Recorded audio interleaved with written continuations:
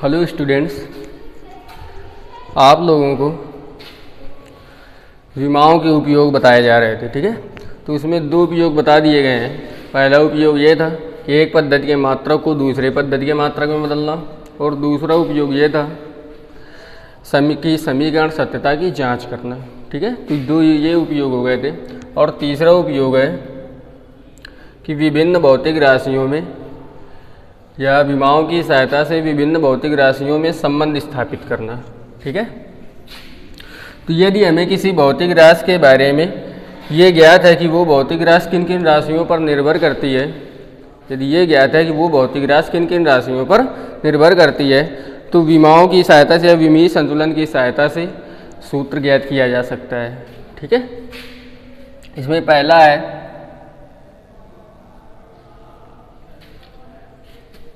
सरल आवर्त गति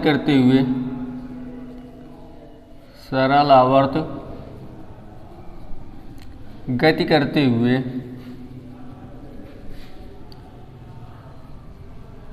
पिंड का दोलनकाल, पिंड के दोलनकाल का सूत्र।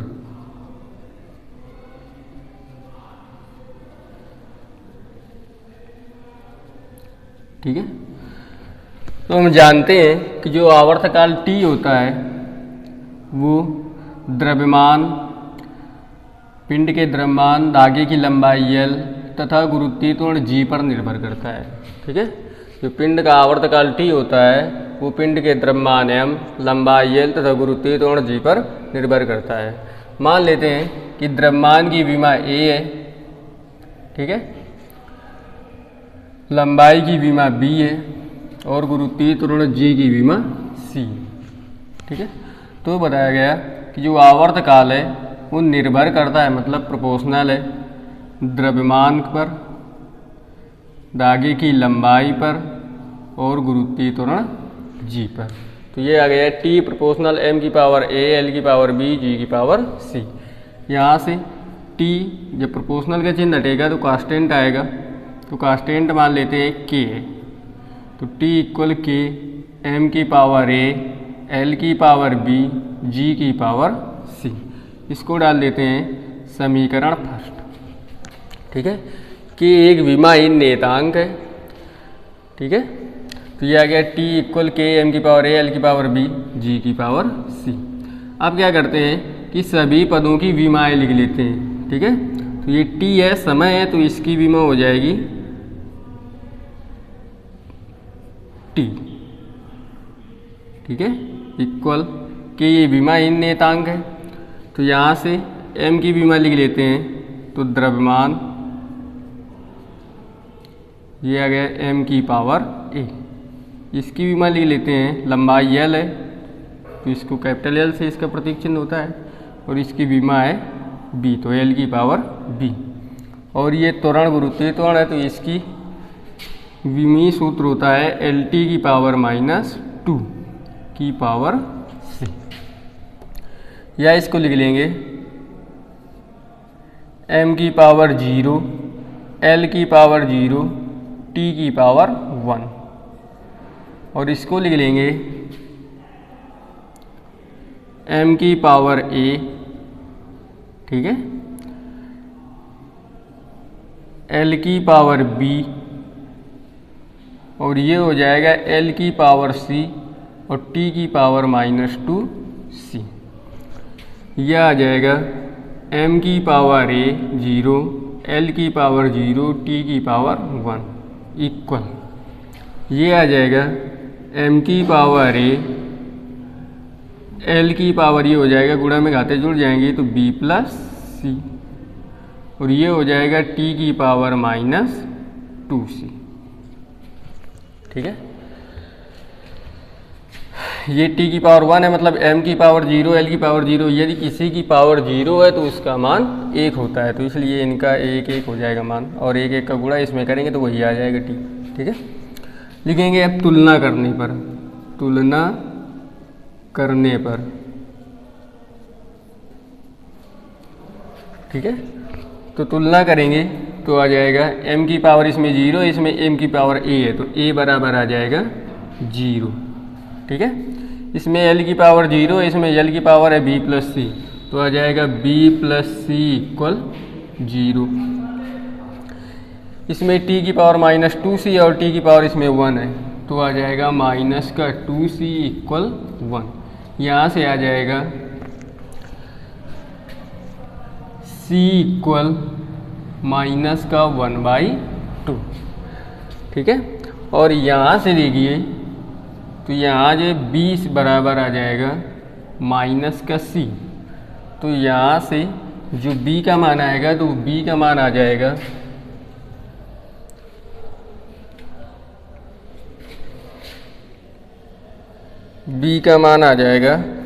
-c, तो माइनस और c का मान है -1/2, तो b बराबर आ जाएगा 1/2। तो a का मान ज्ञात हो गया, b का मान ज्ञात हो गया और c का मान ज्ञात हो गया। लिखेंगे a b c के मान समीकरण 1 में रखने पर, a b c के मान समीकरण 1 में रखने पर, ठीक है। तो a और b c के मान इस समीकरण में रख देंगे तो t इक्वल आ जाएगा k m की पावर a का मान है 0, l b का मान है 1/2, तो l की पावर 1/2, g c की पावर है -1/2, मतलब c का मान है -1/2, तो ये हो जाएगा g की पावर -1/2। यहाँ से आ जाएगा t इक्वल k m की पावर 0 मतलब 1, l की पावर 1/2 और ये नीचे आ जाएगा तो हो जाएगा g की पावर 1/2 प्लस का हो जाएगा। ये t इक्वल आ जाएगा k √L/g, ठीक है। यहाँ से k का मान ज्ञात नहीं किया जा सकता है, तो प्रयोगों द्वारा जो k का मान आता है वो 2π आता है, 2π। k का मान इसमें रख देंगे तो आ जाएगा t इक्वल 2π √L/g।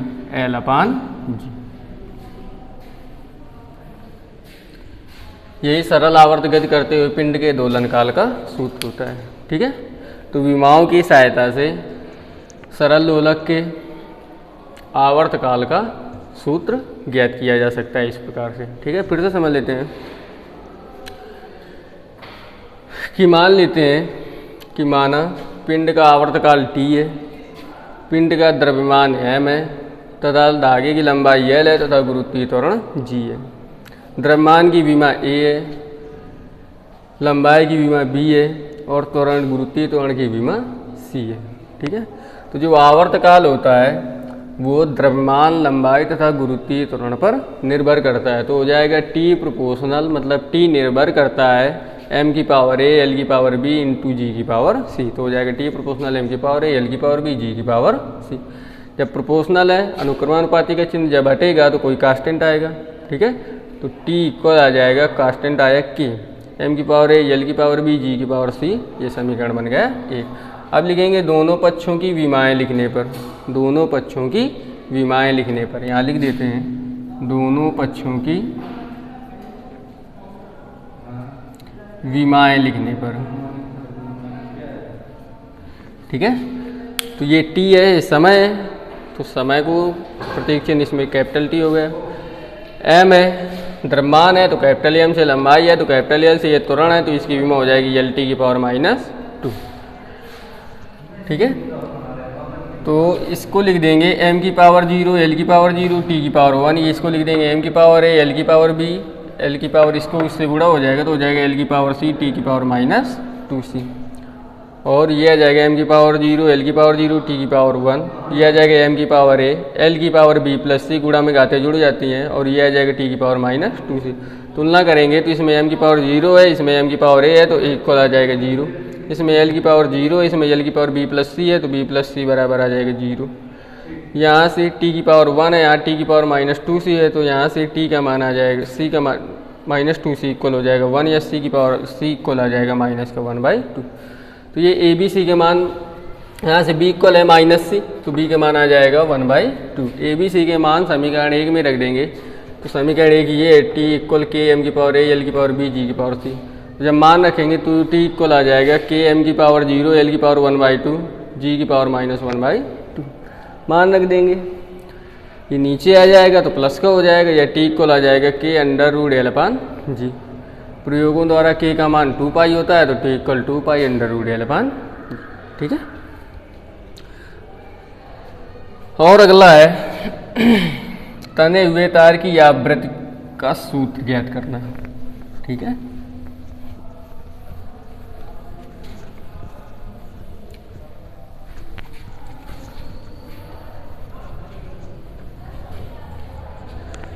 अगला है तने हुए तार की आवृत्ति का सूत्र।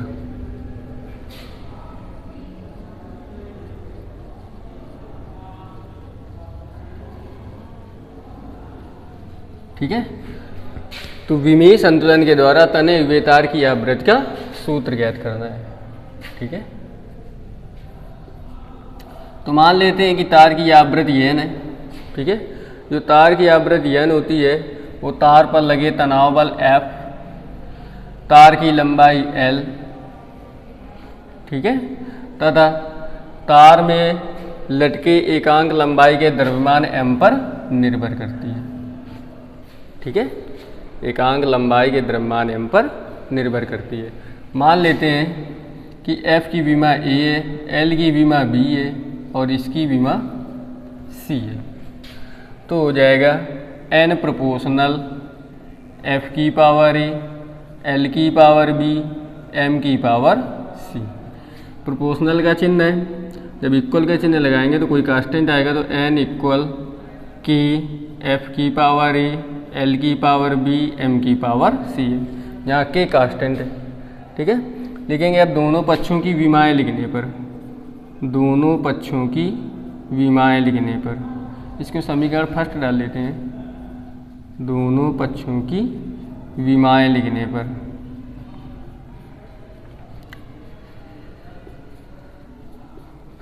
तो आवृत्ति n इक्वल होता है 1/t। ठीक है। मतलब कि आवर्त काल का उल्टा होती है आवृत्ति, इसकी विमा हो जाएगी t की पावर -1। k कांस्टेंट है, F ये तनाव बल है, इसकी विमा होती है mLT की पावर -2। इसका ये विमीय सूत्र होता है, इसकी पावर है a। लंबाई L है तो लंबाई का विमीय सूत्र L की पावर b। एकांक लंबाई का द्रव्यमान है तो इसका विमीय सूत्र हो जाएगा mL की पावर -1 और की पावर c। इसको लिख देते हैं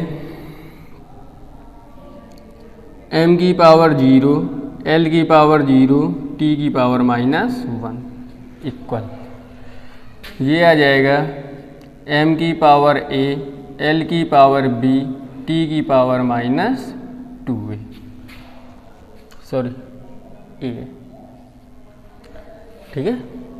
ये आ जाएगा L की पावर b, ये आ जाएगा m की पावर c, L की पावर -c।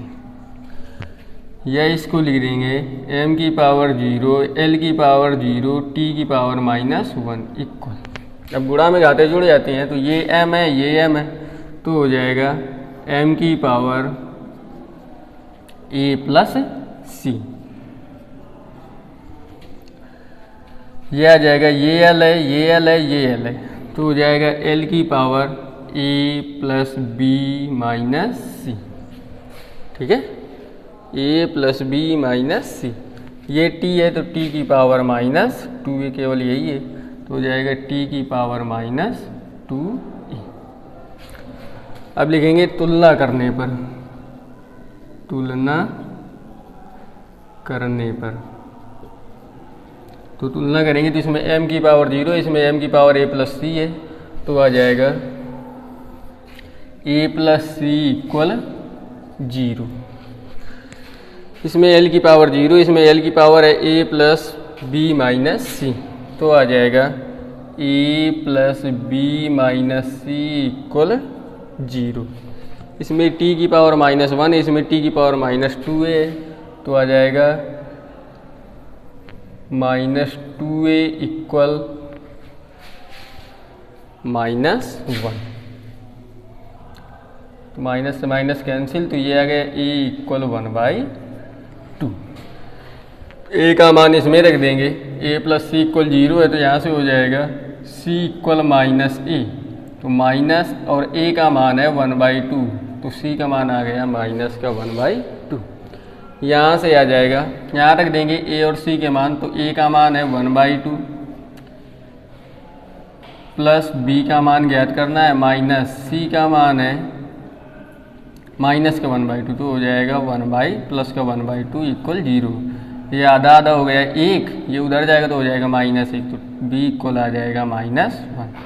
तो a b c सभी के मान पता चल गए, ये a का मान, ये c का मान, ये b का मान। लिखेंगे a b c के मान समीकरण 1 में रखने पर, तो समीकरण 1 ये, तो आ जाएगा n इक्वल कि f की पावर a है, तो a का मान है 1/2, ठीक है। l की पावर b, तो l का मान है, b का मान है -1, ठीक है। और m की पावर है c, और c का मान आया है -1/2। या इसको लिख देंगे n इक्वल कि f की पावर 1/2 अपान m की पावर 1/2 इंटू 1/l। या इसको लिख देंगे n इक्वल k अपान l √f/m। प्रयोगों द्वारा जो k का मान होता है वो होता है k इक्वल होता है 1/2, तो ये आ जाएगा n इक्वल 1/2l √f/m, ठीक है। ये आ गया तने हुए तार की आवृत्ति का सूत्र। फिर से एक बार देख लेते हैं कि तने हुए तार की आवृत्ति का सूत्र ज्ञात करना, ठीक है। तो तार की आवृत्ति n, तार पर लगे तनाव बल F, लंबाई L तथा एकांक लंबाई का द्रव्यमान m पर निर्भर करती है। मान लेते हैं F की विमा A, L की विमा B तथा m की विमा C है।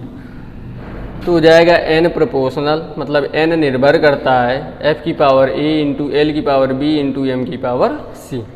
प्रोपोर्शनल है, जब बराबर के चिन्ह लगाएंगे तो कोई कांस्टेंट आएगा, मान लेते हैं कांस्टेंट k आया, तो n इक्वल आ गया k F की पावर A, L की पावर B, m की पावर C। ये बन गया समीकरण 1। अब दोनों पक्षों की विमाएँ लिख लेते हैं, तो ये आ जाएगा t की पावर -1। F है बल है, तो बल की विमा होती है m L t की पावर -2 की पावर A है, तो ये लिख दिया। L ये लंबाई है, तो L इसकी पावर B है, तो B। द्रव्यमान m ये एकांक लंबाई का द्रव्यमान है, मतलब या इसको कह दिया जाए m/L, ठीक है। तो ये आ जाएगा m की पावर L -1, ये इसकी विमा हो गई की पावर C।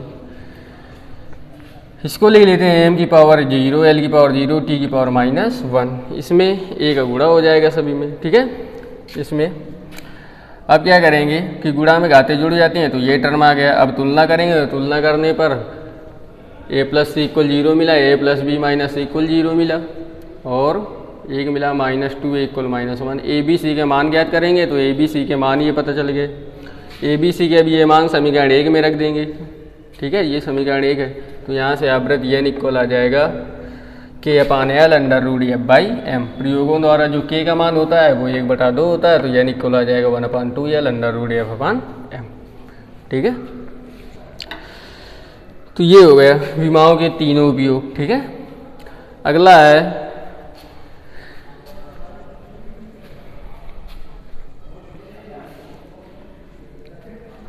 विमाओं की सीमाएं, ठीक है। विमाओं की सीमाएं, ठीक है। तो विमाओं की सहायता से विभिन्न भौतिक राशियों में संबंध स्थापित किया जा सकता है। एक पद्धति की मात्रा को दूसरे पद्धति की मात्रक में बदला जा सकता है, समीकरण संतुलन की जांच की जा सकती है, लेकिन इसकी कुछ सीमाएं भी हैं, ठीक है। पहले तो यही है कि इसमें देखते हैं कि इसके द्वारा नियतांक या विमाहीन नियतांक k का मान नहीं ज्ञात किया जा सकता है। इस रीत से k का मान नहीं ज्ञात किया जा सकता है, ठीक है। तो इसकी पहली ये हो गया। दूसरा है कि इसमें केवल गुणनफल, जिन सूत्रों में या कह दिया जाए वे सूत्र जो कि गुणा में होते हैं, या वे भौतिक राशियाँ जो केवल गुणन पर निर्भर करती हैं, गुणनफल पर निर्भर करती हैं, उन्हीं सूत्रों को इस विधि से ज्ञात किया जा सकता है।